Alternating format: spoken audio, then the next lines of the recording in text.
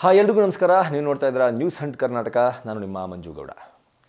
ನಿನ್ನೆ ದೆಹಲಿಯ ರಾಷ್ಟ್ರಪತಿ ಭವನದಲ್ಲಿ ಮೋದಿಯವರ ಒಂದು ಪ್ರಮಾಣ ವಚನ ಕಾರ್ಯಕ್ರಮ ನೆರವೇರಿತು.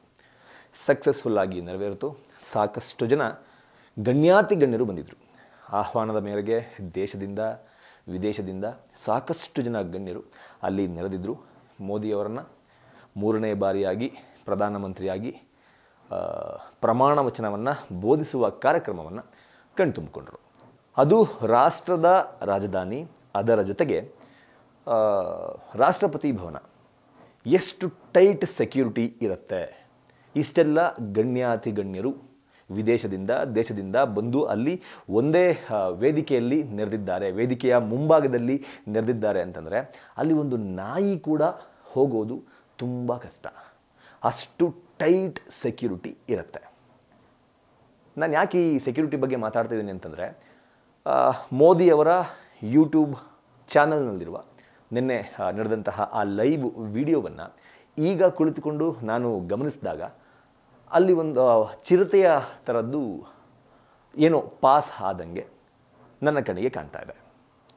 ಅದು ಚಿರತೆನ, ಕಾಡು ಬೆಕ್ಕ, ನಾಯಿ ಅಂತೂ ಆಗಿರೋದಕ್ಕೆ ಸಾಧ್ಯನೇ ಇಲ್ಲ. ಅದರ ನೀವು ಕೂಡ ಆ ವಿಡಿಯೋನ ಪ್ಲೇ ಮಾಡ್ತೀನಿ, ಆ ವಿಡಿಯೋನ ನೋಡಿ. ಅದಾದಮೇಲೆ ನಿಮಗೂ ಕೂಡ ಗೊತ್ತಾಗತ್ತೆ.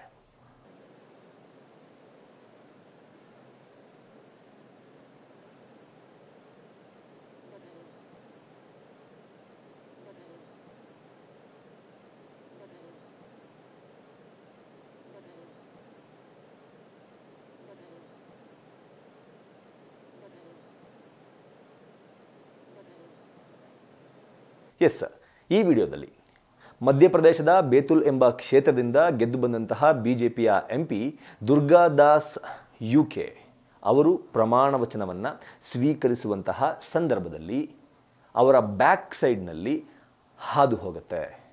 ಇದು ಕೆಲವು ಸೆಕೆಂಡ್ಗಳ ಕಾಲ ಮಾತ್ರ ಇದ್ದರೂ ಸಹ ಇದು ಅಚ್ಚರಿಗೆ ಕಾರಣವಾಗಿದೆ. ಇದು ಯಾರ ಕಣ್ಣಿಗೂ ಕಾಣಿಸ್ಲಿಲ್ವಾ, ಯಾರು ಇದನ್ನು ಗಮನಿಸ್ತಿಲ್ವಾ ಅನ್ನೋದು ಗೊತ್ತಾಗಲಿಲ್ಲ. ನಾನು ತುಂಬ ನೀಟಾಗಿ ಆ ವಿಡಿಯೋನ ನಾನು ನೋಡಿದಾಗ ಬ್ಯಾಕ್ ಟು ಬ್ಯಾಕ್ ರಿಪೀಟ್ ಮಾಡ್ಕೊಂಡು ನೋಡಿದ್ದೀನಿ ಆ ವಿಡಿಯೋನ. ನಿಜ, ಅಲ್ಲಿ ಒಂದು ಪ್ರಾಣಿ ಅಂತೂ ಪಾಸಾಯಿತು. ಏನದು ಗೊತ್ತಿಲ್ಲ ನನಗೆ.